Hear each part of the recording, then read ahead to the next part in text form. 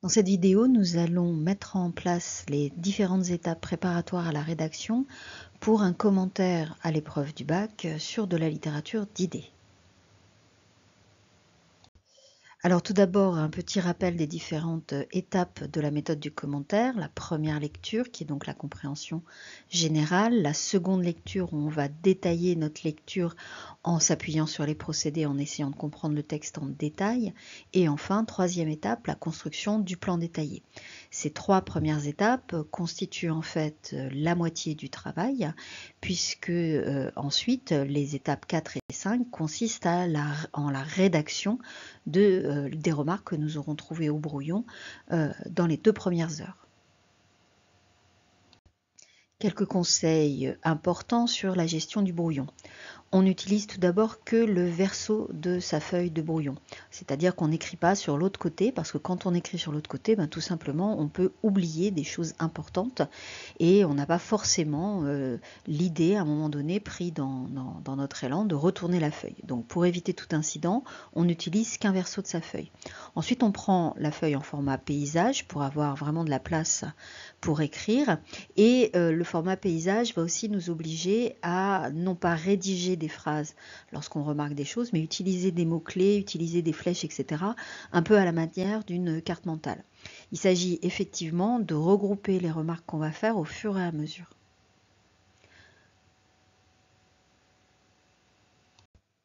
Donc si je m'appuie sur ce texte de Madame de Lambert qui est tombé en 2024 dans les centres étrangers d'Asie, je vais donc faire une première lecture. Donc ça va être mon premier brouillon. Spontanément, je vais chercher l'argumentation, directe ou indirecte, je vais voir qu'elle expose directement ses idées, et rapidement aussi, je vais identifier le thème et la thèse, puisque c'est assez répété. Elle fait l'éloge de l'amitié, et en même temps, elle dit qu'il n'y a pas d'amis, qu'elle est seule, donc un certain paradoxe. Ensuite, je vais chercher l'explicite. Est-ce qu'il y a de l'ironie dans le texte? Est-ce qu'il y a des sous-entendus? Non, ici, tout est explicite, hein.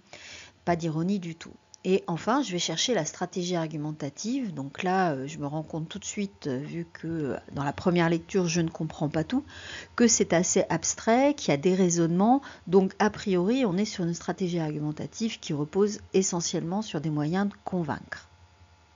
Donc ça, c'est pour ma première lecture. C'est un texte qui est difficile. Je ne vais donc pas avoir sur ma première lecture beaucoup de choses à dire. Donc je vais passer assez rapidement à ma deuxième lecture. Donc je vais prendre une deuxième feuille de brouillon. Pour cette deuxième lecture, avec toujours en tête la problématique provisoire que j'ai pu trouver dans un premier temps, c'est-à-dire elle fait l'éloge de l'amitié, donc je comprends bien qu'il va falloir que je traite sans doute de comment fait-elle cet éloge de l'amitié. Je vais donc commencer par lire le texte au fur et à mesure et je vais m'arrêter sur les différents moments. Donc, plus on avance dans la vie, plus on sent le besoin qu'on a de l'amitié. À mesure que la raison se perfectionne, que l'esprit augmente en délicatesse et que le cœur s'épure, plus le sentiment de l'amitié devient nécessaire. Donc, je vois dans cette première phrase, tout d'abord, qu'elle définit l'amitié comme un besoin, comme quelque chose de nécessaire, et puis qu'elle insiste en disant que plus on grandit et plus on se rend compte de cette vérité, on a besoin de l'amitié. Ensuite, dans la dernière phrase du paragraphe, voici ce que le loisir de ma solitude m'a fait penser sur ce sujet. Je vois qu'elle se met elle-même en scène, hein, il y a une implication directe avec Ma, et puis elle se met en valeur, elle met en valeur en fait sa propre expérience. Donc ça, c'est le premier paragraphe. Vous voyez que j'ai utilisé la géographie de ma feuille, hein, j'ai placé mes remarques dans des endroits. Donc tout de suite, je vois que j'ai mis mes remarques plutôt sur les idées en bas, et plutôt les remarques sur la forme, en quelque sorte, sur la manière dont elle argumente en haut. Donc je vais adopter ce type de placement de mes remarques au fur et à mesure. Dans le deuxième paragraphe, dans tous les temps, on a regardé l'amitié comme un des premiers biens de la vie. C'est un sentiment qui est né avec nous. Le premier mouvement du cœur a été de s'unir à un autre cœur. Donc là, de nouveau, je retrouve une définition positive de l'amitié. Et puis, tout de même, là, je vois qu'elle nous montre à quel point l'amitié c'est positif, et en même temps, dans la suite, cependant, c'est une plainte générale, tout le monde dit qu'il n'y a point d'amis, tous les siècles ensemble fournissent à peine 3 ou 4 exemples d'une amitié parfaite. Je vois qu'elle met une nuance, elle explique finalement, que l'amitié est toujours valorisée, mais qu'en même temps, tout le monde, tous les siècles, donc elle insiste, hein, tout le monde, tous les siècles, tout le monde pense qu'il n'y a pas d'amis. Donc c'est une sorte de paradoxe qu'elle énonçait déjà dans le premier paragraphe, puisqu'elle disait que c'était très positif, mais qu'elle-même était seule. Donc là, c'est pareil. L'amitié, c'est très valorisé en théorie, mais ça n'existe pas en pratique. Elle répète la même chose. Ensuite, on a vu dans la phrase qui a suivi, tous les siècles ensemble fournissent à peine 3 ou 4 exemples d'une amitié parfaite, que là, elle donne un argument par l'exemple. Elle dit que finalement, si on cherche dans toute l'histoire, on ne va pas trouver beaucoup d'exemples d'amis qui ont été amis d'une manière exemplaire. Donc, argument par l'exemple, je le place en haut sur toutes les remarques qui concernent la façon dont elle argumente. Par la suite, puisque tous les hommes conviennent des charmes de l'amitié, pourquoi dans un intérêt commun tous ne s'entendent-ils pas, ne s'unissent-ils pas pour en jouir? Donc là, elle répète encore l'idée, le paradoxe, et elle va commencer à nous donner une explication. C'est un effet du dérèglement des hommes de s'aveugler sur leurs véritables intérêts. La sagesse et la vérité, en nous éclairant, rendent notre amour-propre plus habile et nous apprennent que nos véritables intérêts sont de nous attacher à la vertu et que la vertu amène les doux plaisirs de l'amitié. Donc là, elle nous explique pourquoi personne n'a d'amis, tout simplement parce que les passions, amour-propre, dérèglement jouent leur rôle. Et donc on a une première explication. Voyons donc quels sont les charmes et les avantages de l'amitié pour les chercher, quel est le véritable caractère de l'amitié pour la connaître, et quels sont les devoirs de l'amitié pour les remplir. Et bien là, on se rend compte en fait tout simplement qu'elle nous annonce son plan en fait, ce qu'elle va faire par la suite, comment elle va argumenter par la suite. Donc du coup la question de tout à l'heure, puisque tous les hommes etc., on se rend compte qu'en fait c'était la problématique. Donc problématique plus annonce du plan, elle prend vraiment la peine de nous expliquer les choses clairement et d'une manière vraiment posée, donc on reconnaît le registre didactique.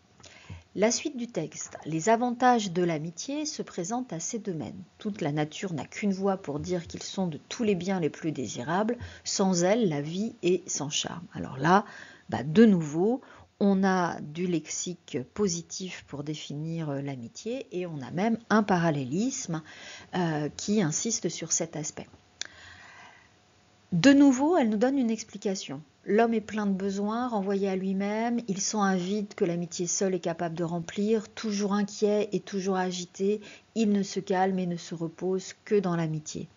Donc de nouveau, une explication qui insiste en réalité sur l'impossibilité de l'homme à reconnaître ce qui est bien pour lui.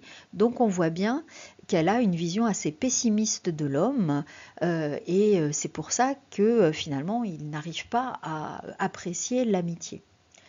Un ancien dit que l'amour est fils de la pauvreté et du dieu des richesses. De la pauvreté parce qu'il demande toujours, du dieu des richesses parce qu'il est libéral.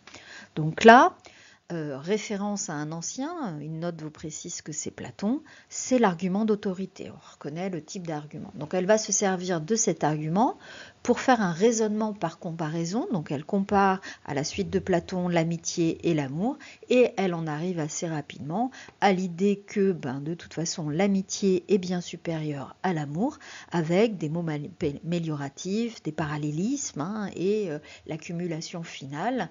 L'amitié s'enrichit des pertes de l'amour, elle en devient plus tendre, plus vive, plus empressée, donc accumulation finale qui achève de montrer à quel point l'amitié est quelque chose d'indispensable. C'était bien sa thèse de départ, on voit bien comment elle montre tous ces éléments-là.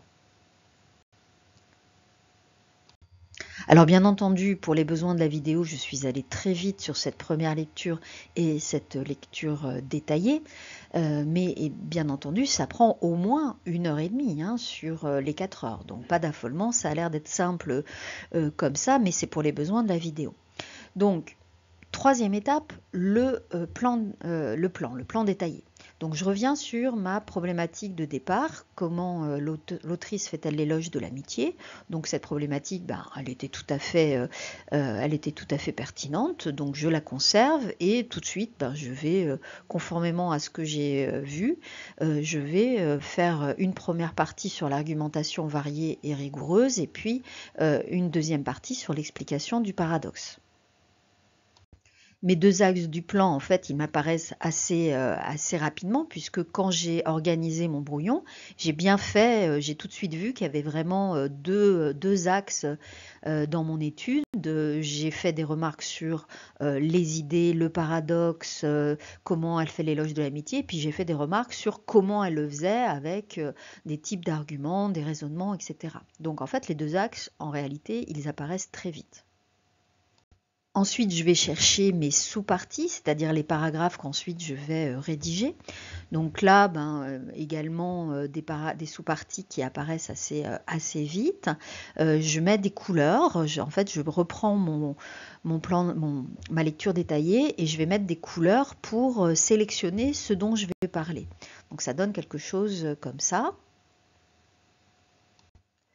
Voilà, donc j'ai mis des couleurs sur mon brouillon, vous voyez, ça me permet de savoir tout de suite ce que je vais dire dans mes sous-parties. Ce sont des éléments qui sont assez importants et que je vais pouvoir bien détailler, bien expliquer. Je vais faire exactement pareil pour ma deuxième partie, je vais adopter un code couleur pour pouvoir savoir quels sont les éléments que je vais garder et comment je vais les organiser surtout. Donc pareil, ça me donne ça. Alors, faut pas s'inquiéter du fait qu'on a l'impression qu'il y a beaucoup de choses dans la première partie, beaucoup de choses dans la deuxième et peu dans la première. En réalité, les idées vont être assez vite posées. On va pas détailler. En fait, il y a plus de procédés dans la deuxième partie, mais dans la première partie, j'ai aussi des procédés. C'est simplement que je vais mettre un peu plus de temps à les expliquer. Par exemple, le registre didactique, je vais mettre un peu de temps. Je vais pas simplement marquer registre didactique. Je vais expliquer ce que c'est que le registre didactique. Donc du coup, ça va me prendre du temps et des lignes, donc de la longueur dans ma première partie. Donc faut pas s'inquiéter a priori de l'équilibre des parties. Il faut simplement se dire, est-ce que je vais passer du temps à expliquer telle chose ou telle chose? Et donc, du coup, je vais équilibrer mes parties. Donc à partir de là, je vais pouvoir rédiger et ensuite faire ma relecture. Vous voyez que ce qui est important dans un commentaire, c'est avant tout les 2 premières heures. La richesse de l'analyse fait que vous avez un devoir qui va être beaucoup plus facile à expliquer, à rédiger ensuite, parce que vous savez déjà ce qu'il faut dire. Donc même si le texte vous apparaît comme difficile à première vue, il faut quand même s'y atteler si vous avez choisi le commentaire, bien sûr, si vous l'avez choisi parce que vous avez pensé que c'était pertinent pour vous. Il ne faut pas avoir peur a priori, il faut vraiment relire le texte et se dire finalement ça semble abstrait, mais au final on voit bien qu'elle répète en fait toujours les mêmes idées, donc c'est pas si compliqué que ça.